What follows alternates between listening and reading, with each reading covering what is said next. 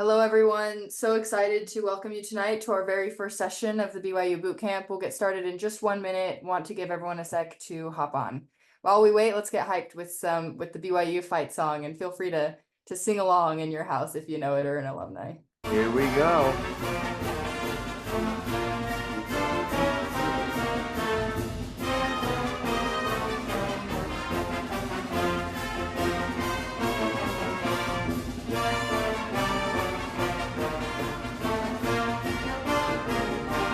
Remember this from your days, Christian?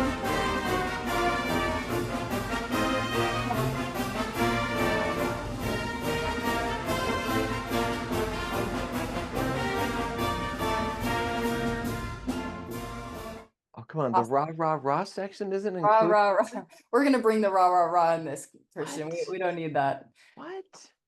Awesome. Really excited to have you all here today. This is our very first session of the BYU Bootcamp. We could not be starting it off any stronger with Christian here. He's an absolute star. Excited for you guys to learn from him. Thanks for spending your Thursday night with us. I see some of you have your camera on. If you're able to turn the camera on, that would be great. We would love to see your faces. I know we all shared enough black boxes in our day-to-day jobs. Thanks for being here. Let's jump in.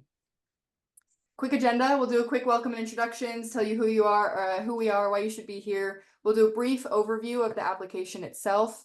Then we'll do a little bit of a deep dive into the essays. Christian will take it away, walk you through a lot of information, and then we'll wrap up with some questions. As mentioned, this is the very first session of 5 for the BYU Essay Bootcamp. This is the #1 best thing that you could be doing if you're applying this year or in future years. You'll hear from the experts like Christian who have been in the room where admissions decisions are made. We'll talk you through everything. I know a lot of this is very scary. You will end this boot camp with a really good idea of what entails, the story kind of you need to portray, and we'll actually have started drafting your essays. So thanks for being here. Really excited to help you. We will be recording all of these sessions. If you're able to attend live, highly recommend that. That's how you'll get the most out of this. But if you're not able to, if you have a conflict, we will be recording and sending out the recording after, so stay tuned for that. If you haven't already, make sure to join the Facebook group that is in the email comms as well from us. You'll meet other BYU applicants, people in this community. We'll also be posting updates there as well, and also the pre-work and the homework. So join that Facebook group if you haven't already. And then also want to give a huge thank you to our sponsors, Granite Credit Union, Kiln, and Fat Daddies, among others. This boot camp is valued at over $1,000 per attendee, and we can offer it for free because of our sponsors, because of donations. So big shout out to them, and we'd love to do this in the future. So if you have a company that's interested in sponsoring or donating, please let us know and we can make that happen. Last quick thing for logistics. If you are in Utah, if you're in the area, we're actually hosting a live watch party and dinner for the 4th session on September 19th. You can register at bit.ly/BYU watch party. I'll send the link after as well. We would love to meet you. Come get to know us. Come get to know other people in the BYU community and other applicants. And that's at the Provo Kiln. It's near the Cafe Rio in Provo if you're familiar with the area. We would love to see you again. Okay, enough with the logistics. Would love to tell you a little bit about Leland if this is your first event, first time seeing us. We are building kind of the one-stop shop to help you reach your goals, whatever those goals may be, across career or education or test. We have a network of over 750 experts like Christian who have deep domain expertise and are passionate about helping people unlock their potential and reach their goals. And look at that. My picture even made the picture here. I mean, Of lower course, left-hand corner, guys. you're a Leland star, Christian. Come Look on. at that. Look at that face. Look at that smile. Wow. That's great. I think I might be on there too. You can find both of us. We also do boot camps like this across a lot of different areas. And then we also do a ton of content. We actually have an online self-paced course for the college admissions that will take you through each part of the process. I'll send the link as well for that. But if you're going through the process this year, highly recommend checking that out. It's called Leland Plus. I think my personal favorite part about Leland, and I'm sure it's one of Christian's too, is that it's working. I mean, every single day we are helping people reach their goals, and it is absolutely incredible. Once you're part of the Leland community, which you are all now for being here, you can count us as your fans. We've got your back. We genuinely want to help you reach whatever your goals are. And we're helping people get into the best schools and companies in the world. You can see Harvard Business School, Bain, Stanford, BYU is on there. We've helped people get into a ton of different things. So we would love to help you too. I think the other really cool thing about Leland is we have experts across so many different areas. So you're applying to college, but if you have family members or friends that are trying to get into grad school or get into a specific career or just up level themselves, finding an internship, preparing for job interviews, whatever it is, tell them to come check us out. We would love to help them as well. Okay, that's Leland. I want you to know a little bit about Christian and I. So my name is Amelia. I'm a proud BYU alumna, graduated a couple of years ago in political science and Arabic. I got involved in a ton of different things. I think the really cool thing about BYU is it's such a vibrant community with so many options to get involved in different areas. I then went into startups and did a health tech first, and now I'm at Leland. I run content and SEO. It's my job to help you get access to the information that you need to reach your goals and unlock your potential. I'm incredibly passionate about the power of content in this area. If there's anything that I personally can help you do to get into BYU, to reach anything else, please don't hesitate to reach out. Let me turn it over to the real star of the show, Christian. We'd love for you to introduce yourself to everyone. Well, first of all, Amelia, I think props to you. You made Dean's List 3 times, and you can write in a language backwards. I mean, that tells me a For no lot right crack. there. Hey guys, my name is Christian Hansen. I attended BYU. Later, I got my master's degree at the London School of Economics in the UK. Later, I came back and I worked on the BYU admissions committee. I was the guy reading the applications, coaching students, helping them with financial aid, scholarship decisions. And then later, I was also the associate director of the full-time MBA program at UC Irvine. I also worked in internship management for LG Electronics. So, think of all of your refrigerators or washing machines. I worked for the company that manufactured those, and I worked in South Korea as well as in China running student programs. So, helping students navigate this first decade of their lives from high school and into college, grad school, and careers and beyond is my jam. And I love helping students just like you learn how to stand out and not only get into college, but how you can go beyond college, which is what we're going to be talking about tonight, especially as you can stand out to BYU. Okay, Amelia, take it away. Awesome. Thanks, Christian. Okay, let's shift into BYU application mindset. A lot of you are probably familiar with this. Want to point out a couple of things on this slide. We are about 2 months away from the application. So now is the time, if you haven't started already, to be thinking about your narrative, to start drafting your essays. Christian and the rest of the sessions will help guide that and give you some direction. The other thing I want to point out here is, as you can see in the class stats, BYU is very competitive. There's a lot of people coming in with excellent GPAs, with excellent test scores. If you have that, great. It's a great foundation. If you don't, though, don't count yourself out of the process. There's a lot that you can do. It's a very holistic process, which Christian will touch on. And it means the letters of recommendation and essays are even more important, which is why it's worth the time investing in that. So we're excited to start there. You know us. We would love to get to know you a little bit. So if you want to answer in the chat, tell us where you located, and then what major do you want to choose at BYU? And if you're undecided, pick one that you're thinking about or that you're interested in exploring. But tell us a little bit. We'd love to see you. Sacramento nursing. Okay, nursing is an awesome program at BYU. It's pretty competitive, but it's awesome. California nursing. Okay. Accounting is excellent as well. Political science, represent. I love that. Music, economics, animation.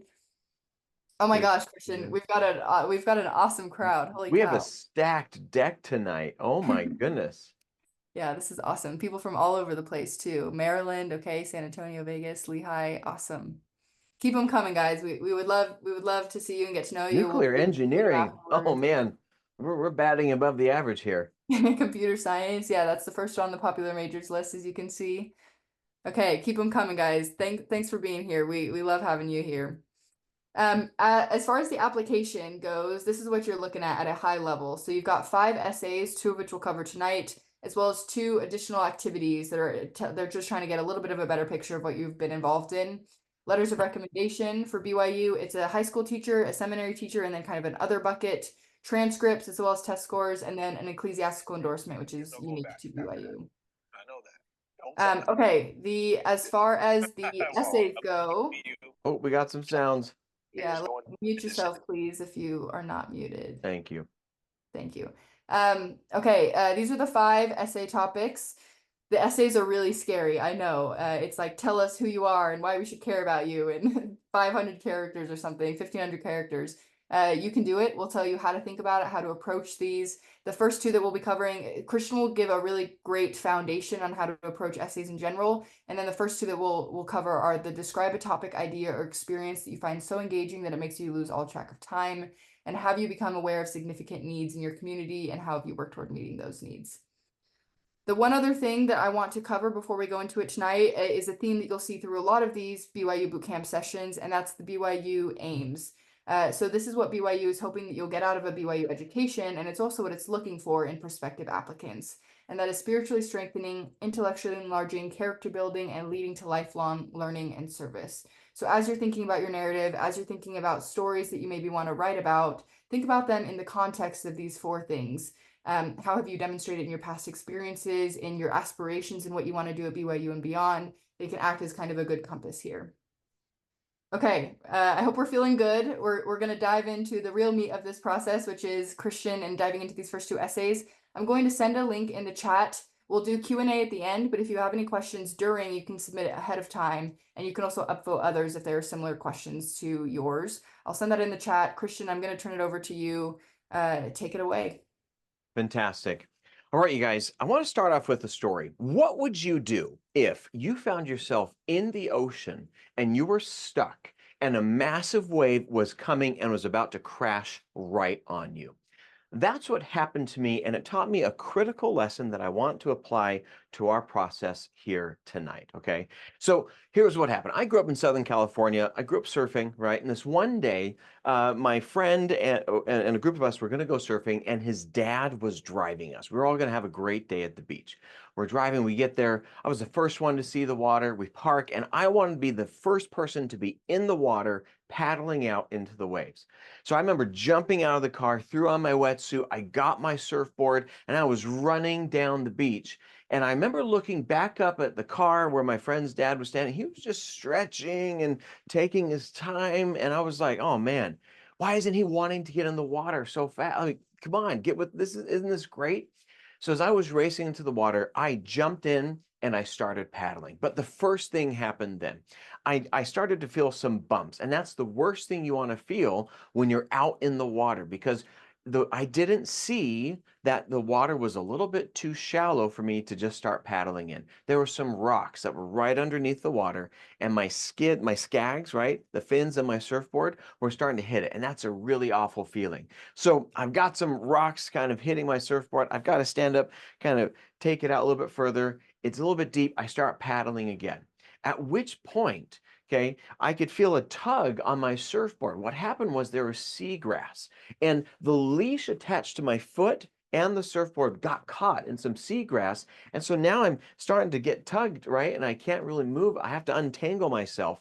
At which point, that's when the massive waves started coming, and I was right in the crash zone. So there I am. I just got through some rocks. I'm tangled up in some seagrass, and these massive waves are just pounding me, and I was stuck. I just had to wait it out and paddle my life. Well, once the waves ended, I kept paddling out. And once I got to deeper water, I took a break. I finally could breathe a little bit. And then I tried to triangulate and orient myself to the shoreline. And I couldn't see where the car was. I couldn't see where I had started out. That's because the entire time I was being drifted down because of a tide, right? Giant current was just carrying me down. And now I was about 100 yards away from where I wanted to be. So now I had to paddle exhausted against the current to get to the spot where I wanted to go. Now, all of my buddies had been following me. And so we arrived to our key point just exhausted, tired. We've been paddling for a long time. But guess who was there waiting for us and laughing the entire time? It was my friend's dad. And he's like, dude, and we're like, how did you get here? How did you beat us? How did you get past the rocks, the seagrass, the waves, the currents? And he's like, oh man, I saw you guys run into that water and you just got hammered. He's like, well, look, I took the time to just watch the water and I saw the rocks. So I said, I'm going to go in somewhere else. I saw the seagrass. I saw the massive set come in. And he said, and I saw the current. So instead, my friend's dad just kind of walked up the beach a little bit, waited till there was a gap in the waves. It took him 5 minutes to paddle out, and he'd been catching waves all the time that me and my buddies had just been sloshing and hammering through all these obstacles that we had no idea. Now, what does this have to do with you and your college application, especially to BYU? Well, the thing is that whenever someone applies to a university, there are some hidden pitfalls, right? And you can either take the time to notice them, to look for them, and create a game plan to avoid them, or you can just run headlong in like I did and totally get stuck, waste a lot of energy, get frustrated, and just struggle. So today, I want to give you the tools so you can first identify some of the hidden obstacles that are standing in the way that you can't see yet. And I want to help you have a new mindset and a different way of thinking. Okay, so my goal, you're going to walk away from this having a new perspective of what really, really matters. And it all starts with the four key questions that we're going to be talking about. Number one, right? What are the hidden obstacles? Number two, we're going to talk about how do you stand out compared to everybody else. Number three, we're going to talk about how do you write? And number four, we're going to talk about, what should you write? And especially in context with the first two questions on the BYU application. Okay, so you guys with me so far? So just thumbs up in the text, right? If you're good and ready to go. Okay, so what I want to do is I want to talk about, a couple things and a little bit more about me to set the stage. So as I mentioned, I worked in BYU undergrad admissions, UC Irvine's MBA program, associate director of them, and also an internship director. So I'm the only person that I know that's worked behind the scenes of every major crossroads that you're going to be going through for the next decade of your life, undergrad, grad, and career, right? Now, I remember this one day. I was at BYU and I was on the admissions committee, and we were in this, big room. We were reviewing some applications. And look, it was Friday, it was in the afternoon. We were tired and we were just denying students left, right, and center. It's like we drank pickle juice that day and we're just trying to ruin everyone's life. Now, we're in this foul mood, and all of a sudden this one application comes up and it goes up on the screen, and all of a sudden all of us turned our crinkles into smiles, and the Grinch's hearts started to expand 10 sizes. We're like, this is a great student, and we want to admit them. Now, the grades were okay. The ACT scores were, okay, but it was something in how the student presented themselves and how they communicated that won over this entire room of grumpy professionals.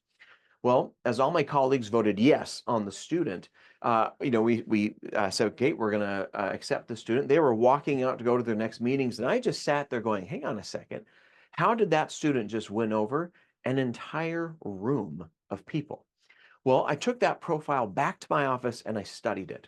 And in fact, every time that I came across a similar application that had the same impact, I also took the time to study those applications. And over time, I started to notice habits, patterns, and techniques that master communicators were using to make themselves stand out. Now, big picture, I took the time and after several years of research, I wrote a book with these findings called The Influence Mindset, The Art and Science of Getting People to Choose You.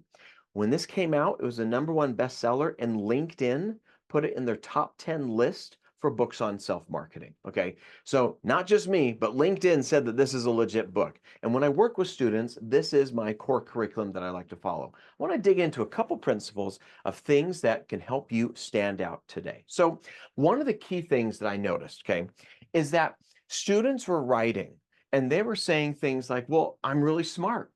I'm really capable. I'm really passionate about what I do, right? And they were thinking that they were in high school. They were writing as if they were in high school.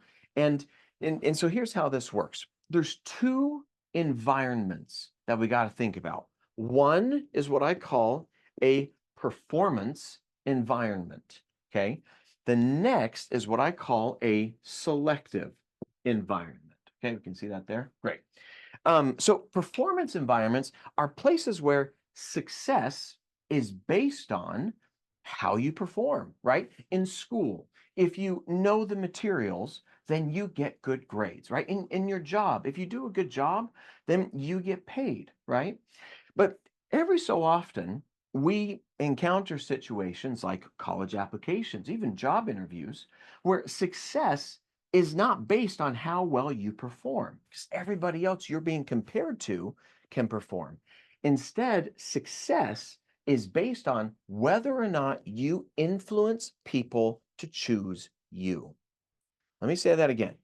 In school, success is based on what I call the achievement mindset, where you're trying to prove that you're smart, capable, qualified, and passionate.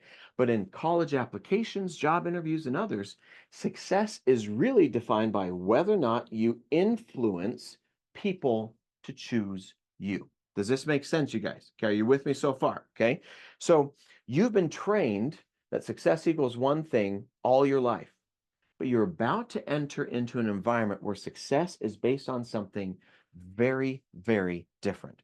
So let's talk a little bit about what are the hidden obstacles as you're going from this environment in your school to a selective environment to the college application process.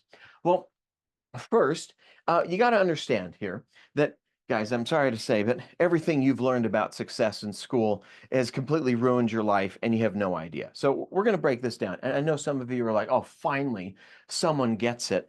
But let's be clear, your teachers have ruined your life. Again, you're like, oh, thank goodness, an adult finally understands. Okay, here's the deal. Okay, in school, let's talk about how high school is different from the college application process. Ready? Okay, so number one, we got to understand that writing is very different. Actually, let me just kind of restructure this here. Okay, yeah, okay, writing. Everything you've learned about writing in high school needs to be kind of thrown out the window. Okay, so let's put it this way. In high school, to get an A, right, what does it take? You got to show that you read the assignment, you know the material, that you read the book, that you're qualified, you're capable, you've done the stuff, right? Achievement mindset stuff. Also, your teacher wants you to succeed, right? Your teacher's paid to help you become successful. They're emotionally invested. And in high school, you get feedback, right? When you turn in an assignment, you get feedback from a teacher saying, okay, here's how you can do better. Here's how you can, make things, improve your writing because they're invested in you. But let's see how this translates over to the college environment, you guys.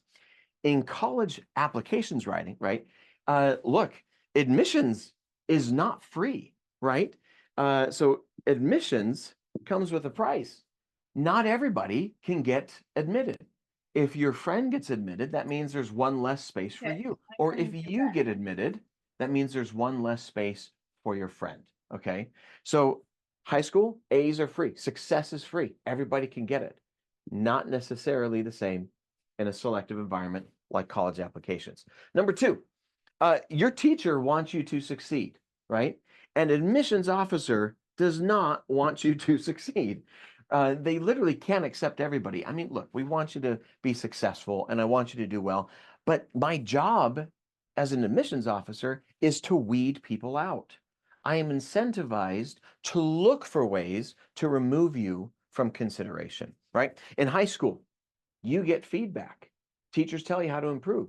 But in college applications, you don't get any feedback, right? Unfortunately, you're just sending this essay into the void and you have no idea if it works or for what reason, okay? Does this make sense, you guys? How writing is different in high school as it is in college applications. Thumbs up in the chat here, just to make sure we're all on the same page, okay? Now, I want to keep going here, okay? So there's some other things that is also different, okay? The other thing here is that time is very different. Well, what do I mean by that? Okay.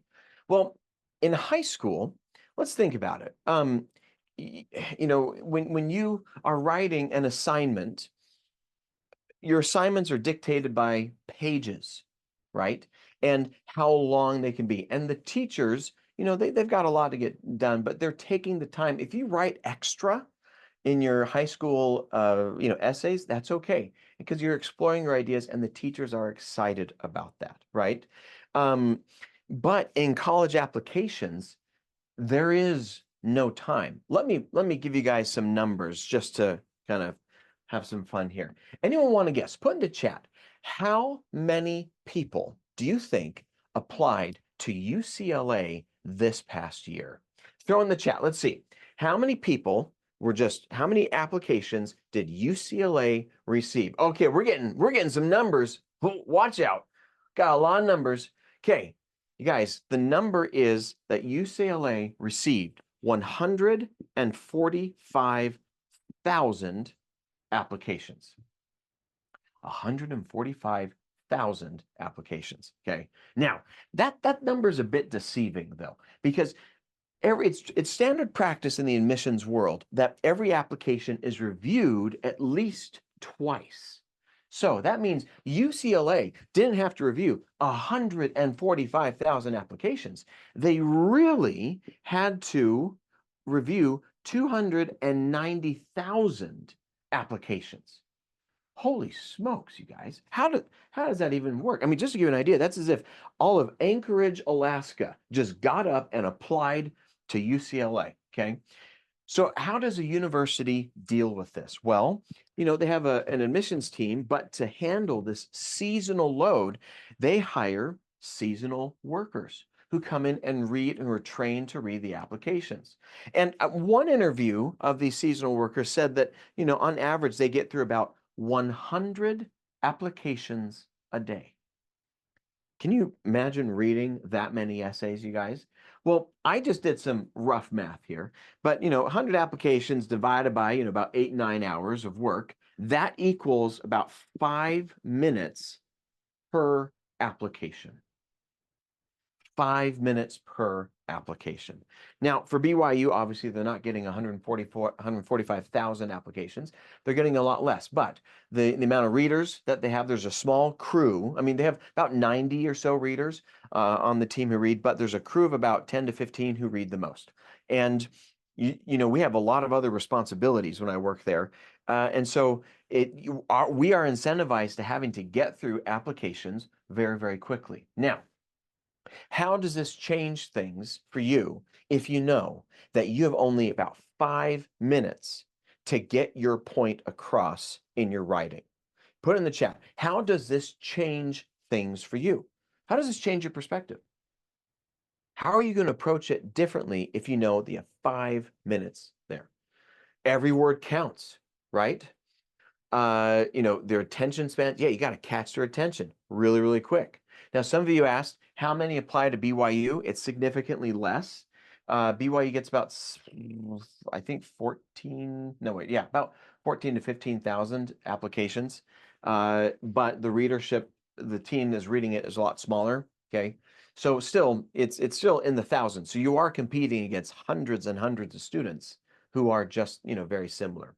So, yeah, you guys, when you write these essays, can you see how you need to be thinking differently than when you write your essays for high school, right? The third way that things are really different, okay, is that we got to think in terms of a sprint and a marathon. In high school, when you write your essays, it's one essay here, then you have a couple weeks, right? And then you write another essay on another topic, then you got a couple weeks, right? And so you have an entire year to write little sprints of writing, and then accumulated, those create your grades. Applications for BYU, it's like a marathon. You have to write all of these essays at once, right? And they're being reviewed at once, which means, do your essays connect to each other? Are they cohesive in sharing, the clear message of what you're trying to do, right? BYU, most of the essays have a character limit of about 1,500 characters, not words. So that's about, 250, 300 words. Maybe that's about single-spaced, half page of writing. You got to be really intentional with that space and make sure you know exactly what you're writing and how, okay? But you guys, can you just see fundamentally how everything you've learned about writing in high school is completely different when it comes to learning how to write in the selective environment here in university, right? In your college applications. Can you see the hidden obstacles here? Thumbs up in the chat if you're seeing them, right? Now, what I want to do is there are some other ways that I'd love to hear that you see that writing in high school is fundamentally different than that in college applications. So I want to do just a quick, 5-minute breakout session. I want you guys to brainstorm. What other ways is high school writing or college writing very different from each other? And then we're going to hop back in and just quickly review them. So, Amelia, if you're able to just split us off into some groups, and then we'll just kind of brainstorm for about, let's do maybe, yeah, 3 to 4 to 5 minutes. So Amelia, I'll have you be in charge of that. Okay, guys, get ready. We're gonna make some friends. We're gonna chat. What are some of the things that you found that other ways that high school writing is different from writing for your college applications? Feel free to hop in the chat and write some ideas. My group, okay, we came up with some ideas that in high school writing, you're given a specific topic to write on. It's kind of the entire class is writing on it. But in selective environments, you have to tell stories about you. We're going to touch on that a little bit later. In high school, there's no real limit. There's no hard limit on what you're supposed to, how much writing you have. But in college, there's a limit. I'm going to talk about that here in a second. In high school, you can be flexible with your words. It's not that, cramped, but for selective environment stuff in college, you have to be really intentional. You have to be really intentional about every word that goes in because there's not that, lot of space. Finally, in high school, if you do bad on this essay, it's not the end of the world, right? But there's a lot more stress that comes with writing an application essay for college. Okay, so I'm just looking at it here. Yeah, okay, a couple things. We're saying that in college essays, you need to be able to focus on yourself, right? You're selling yourself. The core question is why should they choose you over others? We got some saying don't appeal to intellect, which is what you do in high school, but appeal to emotional connection, humanity. Excellent. Great. And I'm just going to look for one other one here. College essays need to be more personal and less academic and stiff. Totally. Yes, those are some really good things. Okay, so the point of this section of this training is to just help you understand and to look and see some of the hidden obstacles that are underneath the water as you're about to enter this environment, okay? Can you guys see that we got to have a different approach and a different level of thinking, right? Thumbs up in the chat if this makes sense. I want to make sure we're all on the same page here, okay? And again, I dig in more into this in my book, The Influence Mindset. Now, let's go to the next question. Okay, so we talked about what are the hidden obstacles.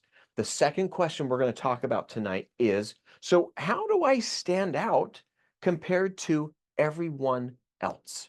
Okay, well, let's dig in a little bit here. Okay, how many of you have been told just do what you're passionate about, or yeah, do what you're passionate about, and you'll never work a day in your life? Have you guys ever heard that phrase before? Right? Or how many people have ever heard the advice, just pursue your passions?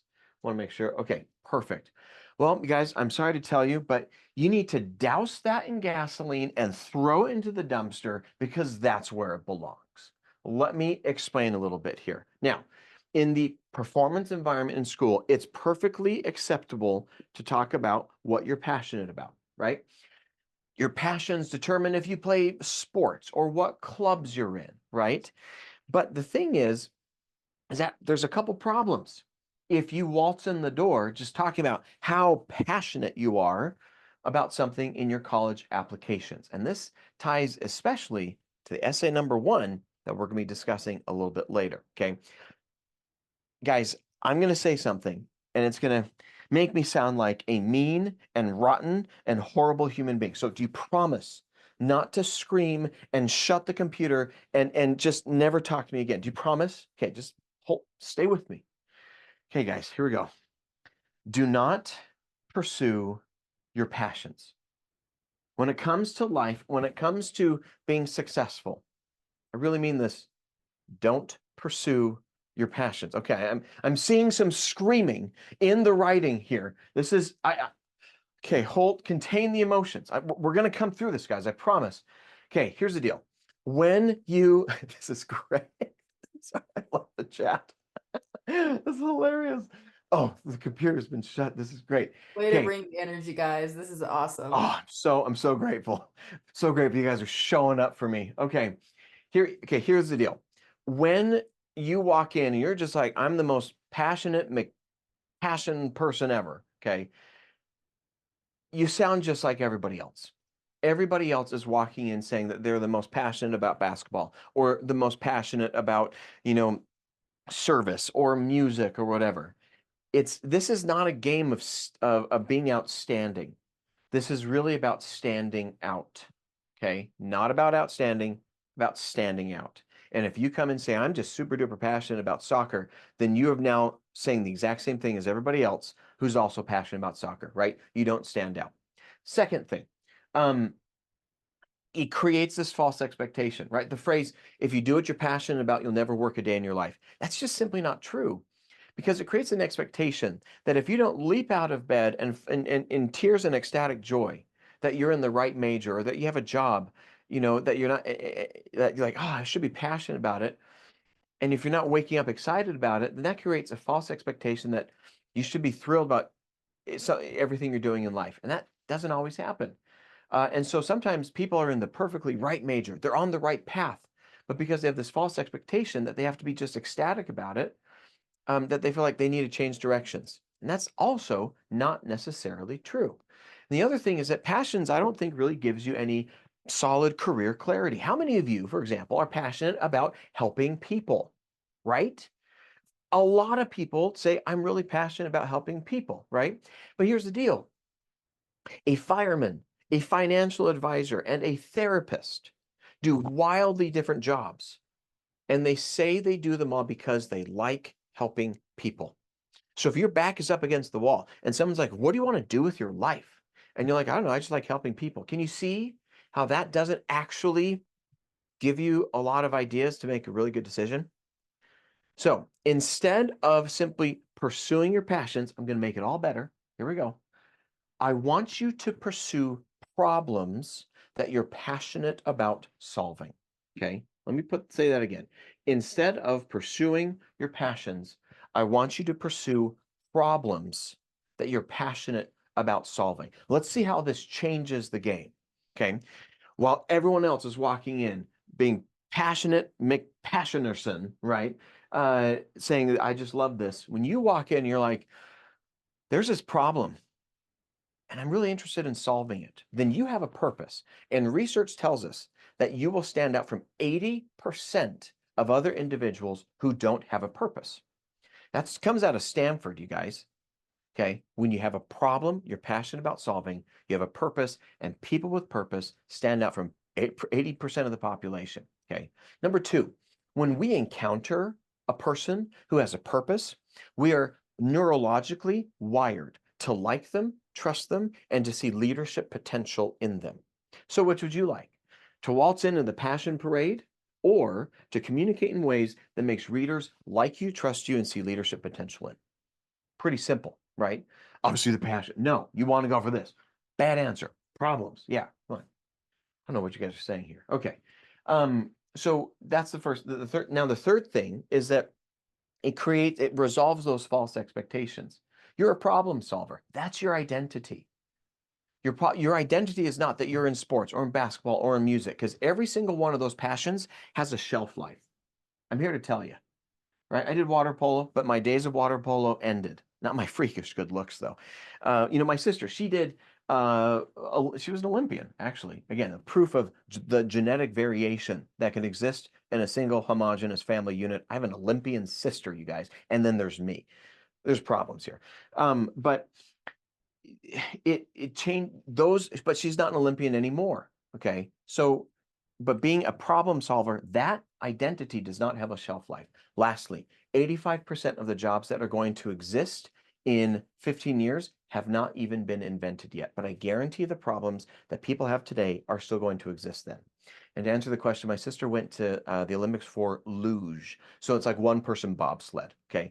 I mean, going down ice chutes at 80 miles an hour wearing spandex happens to be two lifelong fears of mine. So I didn't even, touch it. Yep, Kate Hansen. That's it. So, anyways, you guys, we need to shift our thinking too. So how can you stand out instead of just saying, I'm really passionate? I want you to think about what are the problems that you're passionate about solving. Okay. Finally, number two, the second thing that you can do to help you, stand out again is a mindset shift.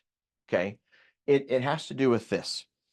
Instead of attending school, my question to you is, why are you hiring this school? Think about it. You're paying BYU. They are working for you. They are providing a service to help you live life at a higher level. Okay. Uh, so here's the deal. Let's just think about the complete shift here, okay, of what this means and everything. As I just take a quick look at my notes, okay. Most people, and the question about my sister, she got top 10 finish, but she didn't medal. But yeah, top 10 finish, which is, for a first-time Olympian, it's pretty phenomenal.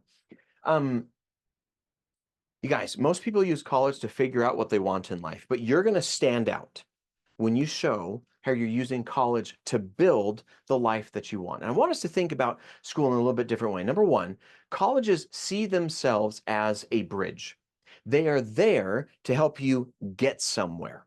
But most people, when they write essays, they simply make college the destination. They don't have any imagination about what is, on the other side. So let's think about this.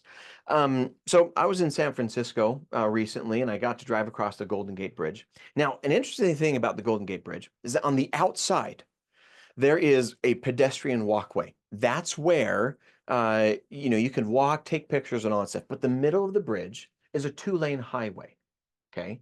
Now, or three-lane highway. What if I was driving and I'm just amazed at the beauty of the San Francisco Bay, and I stop in the middle of the bridge and I get out and I stretch in the middle of traffic and I just start taking pictures of the bridge and how gorgeous it is? What would happen to me on the bridge? In the chat, let's see. What would happen here, guys? Kaboom. We got, a lot of stuff happening, right? There'd be car crash, everything, die, run over, death. Okay. And San Francisco humans would be so angry, they'd throw sourdough at me and kombucha. It'd just be a very bad day. Here's why this matters. When you write, most people write applications like, I can't wait to get BYU because the outdoor environment or the mountains or some really cool thing. They're writing to BYU as if BYU is just the destination. And to BYU, that's communicating that you're going to come, park in the middle, and just start taking pictures. BYU wants you to come to their college, but they want you to leave.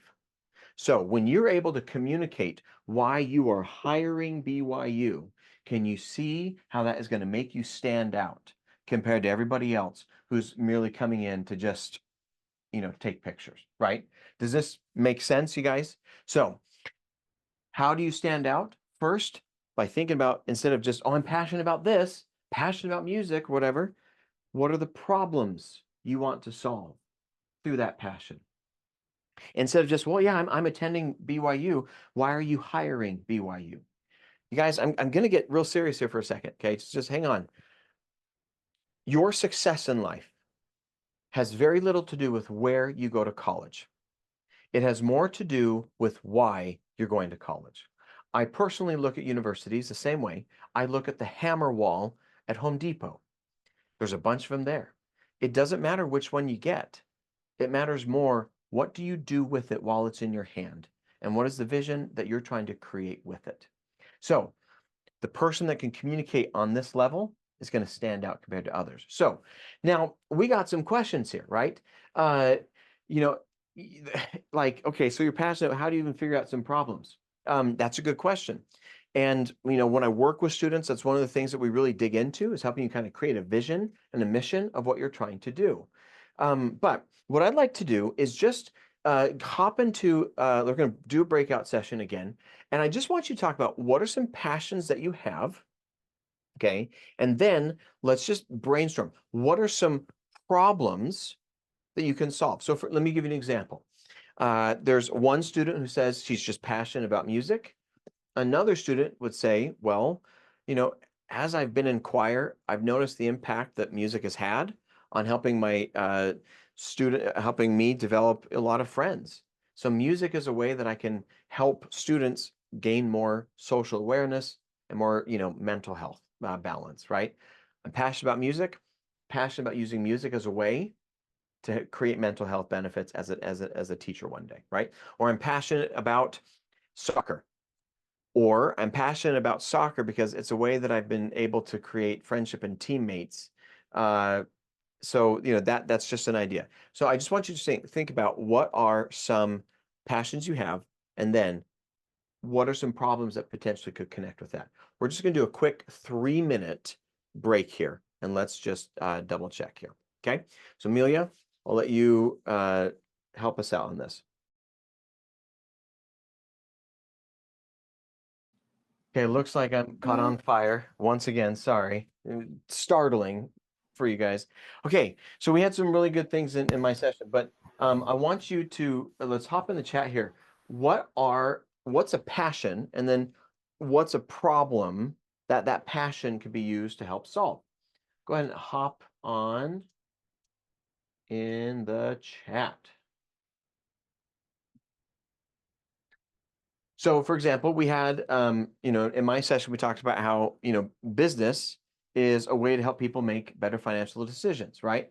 Or basketball is a passion, and that can lead into physical training and therapy to help people live better, right? Chemistry, right? And then we have lack of inventive fireworks. Oh my gosh, that's a great one. Animation, connecting to mental health relief. Excellent. Nursing can turn to helping people stay, healthy and active. Excellent. Music as a way to serve people. Excellent. We got art as a way to help people learn how to communicate more effectively. You guys, oh my gosh, you're getting it. This is fantastic. This is awesome. Okay, you guys, so big picture here. When you're able to communicate in terms of, why you're hiring a school, one of the things that it does is that it positions you as a strategic thinker. Why does this matter? Research shows us that we're wired neurologically to perceive someone who is a strategic thinker as nearly 50 times more valuable than someone else who's highly skilled. Let me say that again. When we perceive someone to be a strategic thinker, we see them to be nearly 50 times more valuable than someone else who's highly skilled. Here, passion, right? You're skilled, you're good at it. Or you can show things here, right, that make people like you, trust you, see leadership potential, and perceive you as nearly 50 times more valuable. Can you see how this is more important to communicate in this way, right? Okay. Now, we're at about probably the halfway point here before we move on to the other stuff. And Amelia, you had a slide that you're going to quickly share just to make sure we're on track. Yeah, awesome. This is great because I'm seeing some questions in the chat of, can I find someone to review my essays to provide feedback on all of this? The answer is yes. That's what we are here for. We actually, you're going to learn a lot throughout this session. But then you're going to have to go home and you're going to have to apply it. What is a good essay? Is this a good topic for me? Who should I choose as my recommender? I think that's where a coach can come in and be extremely beneficial. It's just having someone in your corner who can walk you through every part, who's a champion, who is truly, truly invested in your success. And Christian can testify to this. He's doing it. He's on that side. BYU states in their application that you cannot use ChatGPT or any other AI tools, and that you may not pay anyone to help with your application. We met with the BYU admissions committee, and they said that our coaches can help you for free. And so we've put together a package where you pay for Common App help, and then the BYU coaches have actually offered to add BYU for free on top of that. We don't want to put you in an ethical dilemma. This is A-OK from the BYU admissions committee.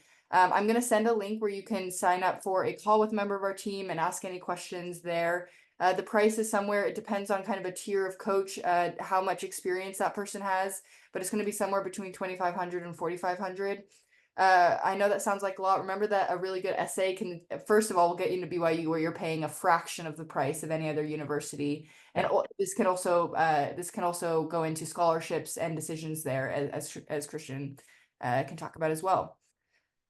We've helped hundreds of applicants with this process. We're getting into BYU season. Coaches like Christian are booking up too. So if you do want help, highly recommend getting it earlier rather than later. I'm going to send that link right now. If you're interested in this, hop on with a member of our team. We would love to answer your questions, put together kind of a customized plan for you that is based on your strengths and what you feel like you need. This is a really competitive process. As you know, there's people with 4.0, great test scores, but there's ways to stand out. And it just takes someone understanding kind of your unique situation where you can stand out. Like I said, to hiring coaches, having someone for every part of the application. I cannot stress that enough. Having like someone to lead you through each part of the process is incredible and is life-changing. I'm a coach on Leland. I've been coached on Leland. I can personally attest to this process. Awesome. Christian, I'm gonna turn it back to you. Okay, fantastic.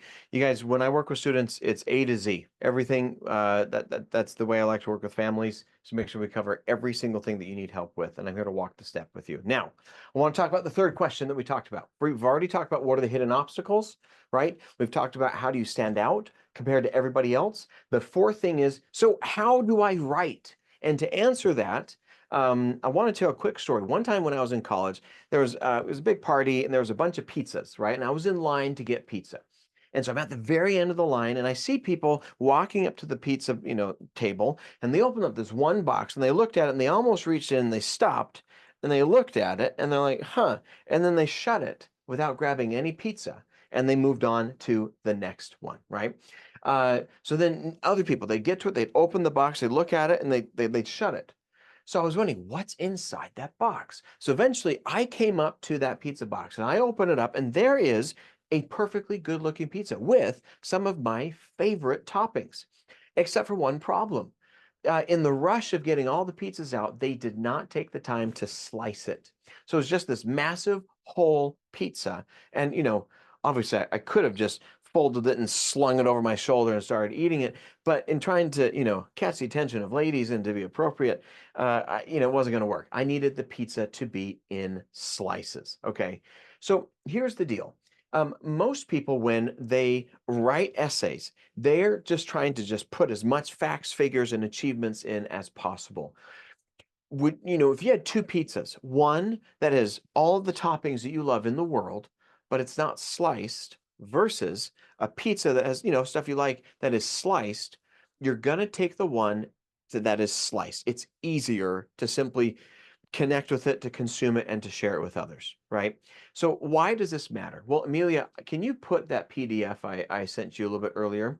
I want to give you guys an example of what an essay with lots of toppings looks like. And then we're going to take a look at an example of how an essay can look if it's sliced into stories.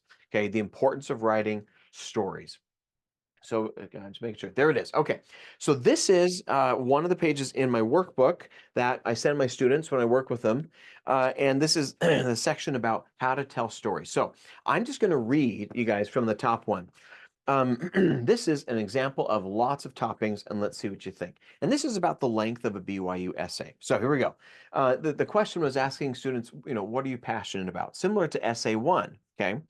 I'm passionate about many things. I'm passionate about the swim team and became the captain last year. I'm passionate about service and have participated in our school service club for 2 years. I love cooking and have devoted hundreds of hours reading recipe books and making strange combinations for my friends.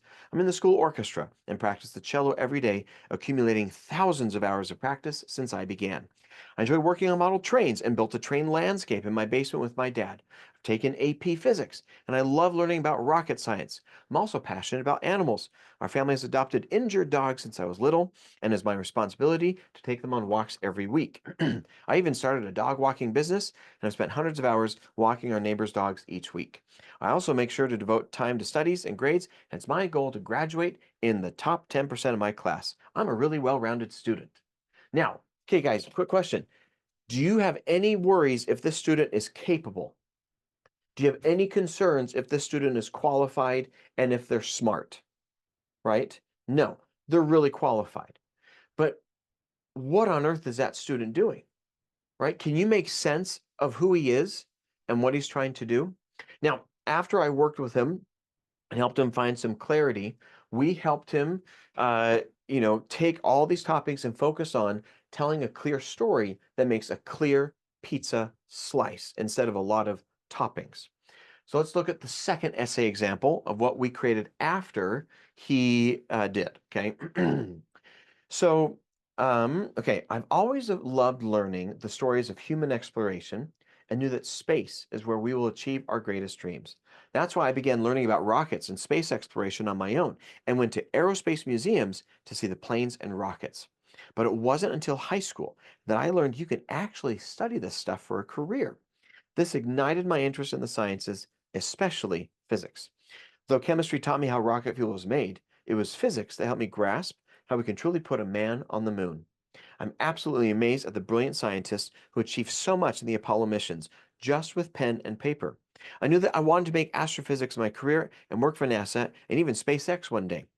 Your major in astrophysics and space studies is just the program I need to make this happen. Your professors are all well known in space research, even some worked at NASA, and I love the fact that you have internship opportunities with space-focused engineering firms. Since I was a kid, I wanted to push the limits of human exploration, and your university is my next step as I reach for the stars. Okay, guys, what's the difference? What do you notice between these two essays? Ah, we got some puns in there. You're right. Ignited. Excellent. It's a story. It's a clear desire. It's on one topic, right? So let me ask you this. If you had both essays in front of you and you had to give one student an opportunity, which are you more influenced to give the opportunity to? The first one or the second one, right? The second. That you guys have just experienced what it's like to be an admissions committee member, right? So when you write your essays, if it's not in a story, then you're wasting your time. So I want to talk about just some basic storytelling strategies, okay, of how to write a compelling story. How many of you have ever heard of the STAR format? Okay, stories have four key parts. Now, when I work with students, we go a lot more in depth than this. This is just like tip of the iceberg stuff, you guys. So here we go. The S stands for setup. You need an opening scene to explain what's happening, where things are, right? Now, the second one is the task, right? What is the obstacle that you're trying to face? What is the overcoming part, right? The third part is the action. Okay, so after you face the task, what action, what steps did you take? Then number three is the result, right? How are you different today? Okay, now you've probably seen this, framework, but a story isn't a story unless it has a clear setup where you get to know somebody, you're introduced, there's a task, there's some disruption, there's something that you have to overcome. Then there's action where you're working to get through it, and then you have a result, right? How life is different, the world is different, right? One of the things I want to make sure you do in your BYU essays is in the result, try and connect how whatever you learned in this experience connects to the value that you're going to bring to BYU campus as a student. Okay, that's a really important thing. And you guys are, several of you pointed this out here. And okay, so good question, Jeremiah. You just asked a great question. So what's the obstacle, right? Um, so, okay, in the example essays, in the good one, well, the bad example, there is no kind of obstacle. But in the first one, the setup is, right? I've always loved learning the stories of human exploration, and I knew that space is where we'll achieve our greatest dreams. Let's see. Okay, yeah, that's why I began learning about rockets and space exploration on my own. And I even went to aerospace museums to see the planes and rockets.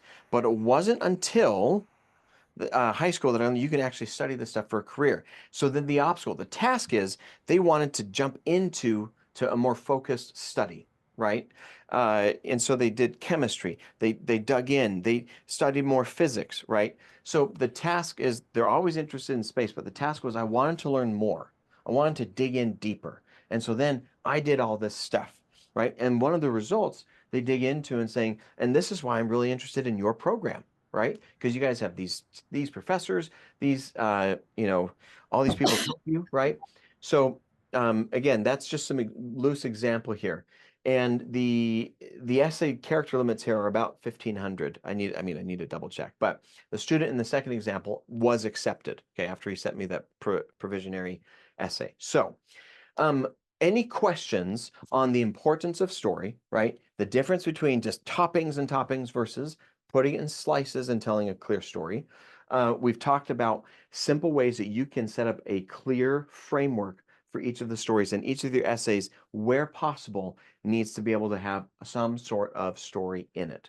Now, let's talk about the final question, which is, what should you write? Now, how many of you completed the brain dump exercise? I think that was sent out, beforehand to everybody, right? And you got to see yours truly on the video there. But the brain dump exercise is a way for you simply to just brainstorm all the stuff that you've done, right? And to organize it. Now, and some of you are probably scrambling, like, okay, I think I found it, or I got it done elsewhere. But so it's important to use the brain dump exercise to just map out all the stuff that you've done. Now, what should you write? There are 3 words I want us to think about. Number 1 is interest. Number 2 is initiative. And number 3 is impact. Okay, let's break these down. A good story, we've talked about the framework, right? But which of all the stuff should you choose? Look for stories that exemplify these 3 things. Okay, which things are you genuinely interested in, right? Which things really mean the most to you? Second, which things did you take initiative in? Okay, and then number 3, which things did you have an impact in? Where you impacted people? If your story has 3 of these things, if there's a topic in your brain dump exercise that has 3 of these things, that is a great subject to choose for any of your essays. I would prioritize, an essay with 3 things over an essay that has 2 things versus an essay that just has 1, right? Maybe you have an essay where you took initiative, but it didn't have an impact. You weren't interested in it. That's not the best essay. Maybe you had an essay where, again, you had impact and you're interested, but you didn't take initiative. Again, that's okay, right? But if it has all 3, that's a great subject. Now, why do I mean initiative? There's something that I call the pyramid of participation. Okay, and I've drawn this in events before, right? And the question here, Rachel, you just asked, which of the 3 is most important to me? It's initiative. Let me tell you why. Number 1, the lowest level is that in the pyramid of participation is where someone is a participant, where you showed up, you had a pulse, and you didn't die. Congratulations, you're a participant, gold star. Next, the next level up is where you were a contributor. Okay, you put your elbow grease in there, you really got involved, right? Good job. The level above that is where you were a leader. You took charge, you directed people. But the last one, the highest one, is where you were an initiator, where you saw something, you took action, you rallied people in some way. To give you an idea, you guys, about 50% of people are participants, about 30% are contributors, 15% are leaders, but the top 5% are initiators. Okay, so to me, your ability to show where you took initiative is really, really important, and that's one of the things that's going to really set you apart. There's a lot of stories, people who are participants who contributed and even led. That's good. But focus on the stories where you took initiative and combine that with things you're interested in and where you made an impact on others. Those are the stories that you should write. So let's just kind of cover a real quick recap here. I'm going to talk about the essays, okay? There's 2, we're just going to briefly talk about 2 essays here, right? The first one is describe a topic, idea, or experience you find so engaging, it makes you lose all track of time. What have you done to learn more or engage further on the topic, idea, or experience? What resources do you use to learn more? Okay, remember how we talked earlier about stuff that you're passionate about, right? And how that connects to problems? That's a really good idea. That's a really good idea of something to put. Now, think about the things that you're passionate about and find examples where, again, obviously you're interested in it because it's your passion, But where have you taken initiative? And where did you leave an impact? A story that fits those three things, that's a really great topic, okay? What about the second essay? Have you become aware of significant needs in your family, school, or community, right? Please explain how you've worked towards meeting those needs. Look at that. It says, have you become aware? So you first became aware, and then how did you work towards meeting those needs? That's initiative. We've covered the topics you guys are going to write in your essays already. What things are you passionate about? Where you left an impact? How does that connect to problems you're interested in solving? Then, second essay, where did you see a need and where did you take initiative to leave an impact in some way in your community? Okay. In your brain dump exercise, you should have a giant list of ideas and things that you can do to brainstorm, see where they fall on here, right? And then my homework for you is to just map out your stories with the STAR framework. Literally, I want you to create a bullet point. What's the setup of the story? What's the task? What's the obstacle that you wanted to overcome? What were the actions that you took? And then what is the result that you learned? Okay. Um, so, so here we go. I'm getting some questions. So are these two questions together the story? No. These are just two separate essays. Each of these are 1,500 characters. And they're essay one and essay two. They don't have to be the same. I recommend they're not the same story, right? One could be about, soccer or sport or whatever. And then the second could be, about some service where you took initiative to make a difference. So they're two separate things. But I advise that before you start writing, map out your essay in advance using the STAR framework. Okay. Now, just a big picture. BYU doesn't have just 5, they have 7 essays. There's essays 1 through 3, 4, and 5, and then they have 2 activity essays. So we're just talking about the first 2. In the other sessions of this course, each Thursday for the rest of the month, you're going to be talking about some of the other essays. Most of the essays are 1,500 characters, but BYU Essay 3 has a 500 character intro. Same with activity essays 1 and 2. They have a 300 character intro each and a 1,500 character exposition. So again, those are just some ideas. All right, you guys, let's just take a step back here, recap what we've talked about, and then I'm going to open up to a brief Q&A for the remaining time that we have. Okay. Number 1, we talked about how there are hidden obstacles, right? And ultimately, you have learned to be really successful in high school in a performance environment. You've learned what I call the achievement mindset, is where success happens when you show that you're smart, capable, qualified, and passionate. Great job. That works 99% of the time in life. But in rare instances, like college applications, job interviews, you're entering a selective environment where success is based on whether or not you influence somebody to choose you. If you walk in, and most people don't realize the situation has changed. So they walk in doing the song and dance of achievement mindset, and they get really frustrated as they're spinning their wheels and nothing happens and they don't get chosen. So instead of an achievement mindset, we need to have the influence mindset. Again, I dig into this more. It's on Amazon if you want to read. It's a great cure for insomnia. Oh, knock you out. No, I'm joking. Lots of stories. It's good. But then we talked about, okay, what are the hidden obstacles? We talked about how writing, everything you've learned about writing in high school is very different than it is in the college application process. We talked about how time is different, right? And how there's very little time and you have to be very intentional about what you write. We also talked about how the style of writing is also very, very different. We then talked about the 2 ways that you can, how do you stand out, right? Talked about instead of pursuing passions, to pursue problems that you're passionate about solving. Instead of showing why you're attending a school, to dig into why are you hiring a school to help you raise your game. We then talked about how do I write? Talked about the power of story versus toppings versus pizza slices. Gave you a framework, the STAR model, to help you write stories more effectively and clearly. Then lastly, we talked about what should I write and how you should focus on stories that show your initiative. That's like the most important thing, and how you made an impact and something that you're genuinely interested in. Stories that are framed on these 3 things are going to be more impactful. And I gave you some rough ideas, and your homework is to dig into each of these essay questions and map out your essays per the STAR model first.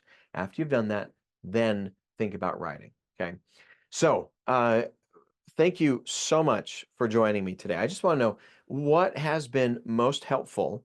If you can pop it in the chat. And then I'm also just going to be digging into some questions that Amelia is going to be fielding for me. Okay. So, Amelia, go ahead. Let's see what we got. See the hard Awesome. questions. Yeah, keep going with what's most helpful. It's also great for us as we plan future boot camp Yeah. sessions. Thank you for being here. Thank you for your engagement, for being active in the chat, for having your camera on. We so appreciate it. Some great questions. Let me share. This is from the Slido. I will drop the link in the channel right now. If you haven't answered any questions, if you haven't asked any questions you would like to, go to that link that I just dropped and you can upload them. Christian, I actually want to start with one that I got that was in the chat. And that is, how do I weave together the different parts, my different experiences, my different hobbies, my different passions, and the problems that I want to solve? How do I weave them together into one cohesive narrative? If you can easily solve that, then you're going to write the next great American novel. Um, Break it down. That's a really hard way to frame it. Okay. I want you to simply start with, okay, what is a problem that you're passionate about solving? What's your vision? Why are you hiring BYU, etc. Right? Start there first. And then attempt to see how you can somehow nudge each of the essays in a slight way to kind of lean in that direction to respond to that, to show that you have a great vision. No, it's very difficult to just have some great sweeping thing. Ignore that. I just want you to focus. How does this essay question um, connect to the vision of what I want to do and why I want to go to BYU? And how can I connect the story to these larger things, right? And everyone stresses out, should I, make sure all the aims are represented? No. Uh, the aims are going to be there if you're talking about making a difference. The aims are just included in that, right? So that's a hard question. I would simplify it, just break it down and go step by step. That's great. I think one other thing that I've heard from coaches and how I've worked with clients too is a lot of it is connecting, like Christian kind of hinted at this, but it's connecting your past to BYU to your future. What are like Mm, the motivations, those passions and problems? How have they manifested in your past? How will they manifest at BYU? And how do you want to manifest them in the future? And tying those kind of past, present, and future together is a lot of times where I think that narrative comes together. yeah. Christian, I love this first question. What makes an essay stand out to you at first glance? You're reading 100 essays in a day. What at first glance, what is making the best kind of rise to the top? Um, Honestly, look, when you read thousands of these things, you learn very quickly what the voice of a 17 and 18-year-old sounds like versus the voice of a parent who's an attorney who's writing for them. Okay.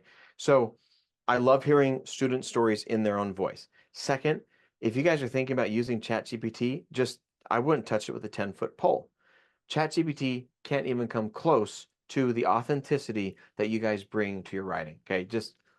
It's useful for other things, but the person who relies on ChatGPT to write their essays, you're an idiot. I'm fight me on that, but just stay away from it. Don't touch it. Okay, so what stands out to me when I'm reading an essay at first glance is something that's authentic. I can see that they're really interested and they're very passionate about it, and they're showing me how they took initiative to, make a difference. That's kind of the key thing that really makes you stand out. Yeah, that's so important. I want to double down on what you just said, Christian, because I think everyone needs to hear that.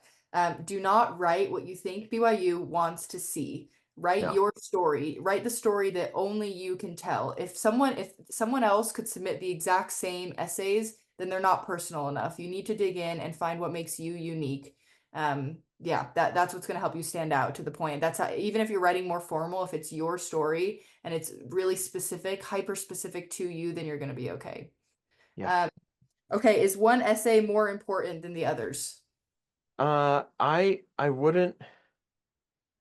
Well, I mean, there's a little different strategy for each one. One essay I would just draw attention to in particular that we haven't touched on today is BYU essay number 5. Okay, and it talks about why you want to participate in the unique learning environment that because BYU is a real spiritual place, right? And why do you like that? You guys, the way I characterize this is that Essay 5 is essentially a love letter to the BYU honor code. Okay. I want you to write about, why you love the spiritual environment and how you understand that BYU is seminary on steroids for the next several years. Okay. And why you're excited about that. They really, really want people who are committed to the spiritual goals and mission and purpose of BYU, and make sure that you kind of show that that's something you're really interested in. It's super important. Okay, so that's what I would kind of nudge, focus on that one to make sure that, again, it's a love letter to the BYU honor code. That's awesome. Do we need to submit our senior grades if we don't have an official report? I'll answer this one. You submit kind of an unofficial one, and then you'll have to confirm the transcripts upon graduation to make sure that they match. Okay, this next question about submitting a 28 on the ACT, Christian, I want to zoom out and answer it a little bit more generally. This is the last year, I believe, that that you can waive your test score for BYU. So talk to That's me true. about how to think through, should I submit my test score? Should I not? Is it complementing or hurting my application? So, okay, personally, my advice to my students is that 27 is like the border. If it's below a 27, personally, I would say not to submit it. If it's a 27, that's kind of iffy, but I think you with a 28 or higher, that's very safe and that's very good. In terms of the SAT, whatever the commensurate, right? It just translates over. There's an easy, uh, guide that you can find. So if your SAT score is on the same level as a 28, great. Same level as a 27, okay, still pretty good. But beneath the 27, personally, I don't recommend that students submit beneath the 27. That's great. Is it important to maintain a formal writing style while making our points? Is that how you normally communicate, right? In your normal writing? Because affected writing comes across as affected writing, and it can seem a bit odious, if I were to use a big word there. One time I got an essay, and it was like one student wrote, um, you know, since in the womb I've heard the mellifluous sounds of Mozart ringing through my ears, and I just wanted to puke, just right there. Okay, that's not how teenagers talk. So raise above the level that you text to your friends, and then not as high as a lawyer. Okay, uh, how would you just in conversational style, if you're giving a speech, how would you do it? Now, one tip, you guys. I mentioned my sister, right? She was an Olympian again. The genetic diversity in my family is very wide. Um, but she stuck a GoPro to her helmet and just filmed as she went down a luge track, right? A bobsled track. She then took that and she put it in on YouTube. And in her application essay, she made sure that she included the link to that YouTube video.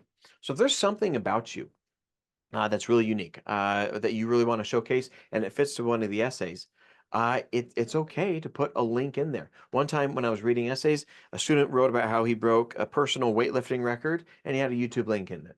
You bet that after I'm reading, lots of these things, I'm gonna look that up because that's awesome. Okay, and there's a video of him like, lifting this huge weight. Or another time, a student who ran his own business had a link to their business in the essay, so I checked it out and actually went on the contact us form. And I was like, just so you know, we really do read the essays. Bye, kind of like a creepy Santa Claus. But um, it was it was a fun thing. But put links in there that gives them opportunity to learn more about you. That's perfectly acceptable. That's great. We've gotten variations on this one question. I think it's a good one to wrap us off. And if your question isn't answered, there's a lot in here. Use that Facebook group. Our coaches are in there. We're in there. We'll try to get as many of your questions answered as we can. Also, the community can come in and support. So post the questions that aren't answered in that Facebook group. Christian, for this last one, uh, I have a lot of different experiences. How do I choose the right activities for the right essays? Is it okay to double dip and talk about one activity in multiple essays? How do you think about taking all these experiences and putting them in the right place? So real quick, I just see in the comment, do the links count with the character count? Yes, they do. Okay, so just gotta use your links in the essays, they do count with that. But um, if you have, a lot, first of all, there's a student who has a lot of essays, right? A lot of topics, and there's someone who's like, I don't know what else I'm gonna write about. I'm kind of, reusing the same thing. Either, both of those are okay. let me just frame these differently. Um, I look at the essay questions like the same way I look at picture frames. Your stories are the pieces of art that go into them. So I want you to find what your best stories are first. Which stories best show interest, initiative, and impact? Connect with your passions and show, connect why you're wanting to hire BYU. Then, once you've identified the best stories, find which picture frame or question they fit in best. Okay. So if you have, boy, you're just Mr. Basketball and that's all you got, right? And you have just this one topic, then try and draw out different elements of that experience throughout the different essays, right? You can double dip. Um, I recommend though you have different points and different emphases, for each of the essays. On the other hand, if you got, way too many, uh, I again find your best stories. One of the hardest things for students is not what they should include, but what they are comfortable excluding. That's the hardest part. So figure out what your best stories are that just tell your story the best and present yourself the best case, and simply line them up with the picture frames that are going to showcase them in the best way possible. That's awesome, Christian. Thank you for that. The one thing I'll say to that too is this is where a coach can help. Yeah. And if you don't want to work with a coach, that's fine. It's where your family members and friends and mentors and teachers can help. There's such a thing as getting too much advice. But if you have a list, you've done a Christian's brain dump exercise, you can talk to people and say, which of these feels like it supports my narrative, or this is a story and this is a story. Which one feels more powerful? So you can get feedback from your community, and would highly recommend working with a coach if you can. They're going to get that expert advice. Okay, a couple of things to wrap us up. Okay, thanks for being here so much again. This is the first of 5 sessions. Make sure to join the rest. We'll have amazing coaches like Christian coming in and providing another perspective. But I'm going Quick, to be the most fun. Let's be honest. Okay. Let's of just course, be Christian, no clear. one can beat you. Yeah. Yeah. Reminders and announcements. Do your homework for the BYU application boot camp and review it with your parents. Get their perspective on it. It's something that you can do together. We'll be sending it out in emails, so make sure to check your emails, and if it goes to the spam or junk, move it into your main one. Join the Facebook group, ask questions. We'll also be posting updates there. And then chat with our team if you're interested in coaching. I cannot stress enough the benefits of working with someone who has been in the room like Christian, who knows what's going into these decisions, and who can provide that kind of outside perspective that's not biased. If you have any questions about anything about this boot camp, about the BYU application, feel free to reach out to me directly. I'm here to help you get into the school of your dream, whether that's BYU or something else. My email is below. Thank you again to our sponsors. Christian, thank you for spending your Thursday evening with us. If you Yeah. can join me in the chat thanking Christian, I would really appreciate that. We'll see you next week at the And same time, if I can 7 just p.m. add just outside. one final word, Amelia, Yes, just, please do, Christian. Take it hey, away. you guys, look, you're about to enter, a super crazy time. And you've got a lot. You got senior year, you've got tests, you've got essays, and it can seem really stressful and really crazy. Okay. You got this. Just take it one step at a time.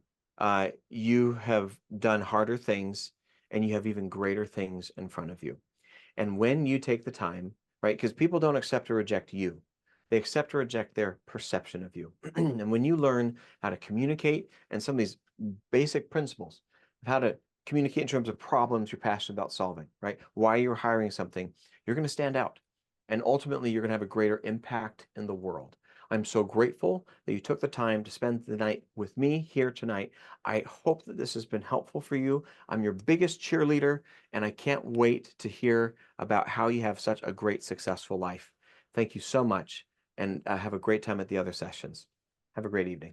Thanks, Christian. Way to ring us out. Thank you, everyone, for being here. We'll see you next week, and come hang with us on the 4th session in Provo if you're in the area. We'd love to see you. We'll send a follow-up email with all of these links too. I know we dropped a lot. Have a great rest of your evening and weekend. Christian, thank you again. See you guys.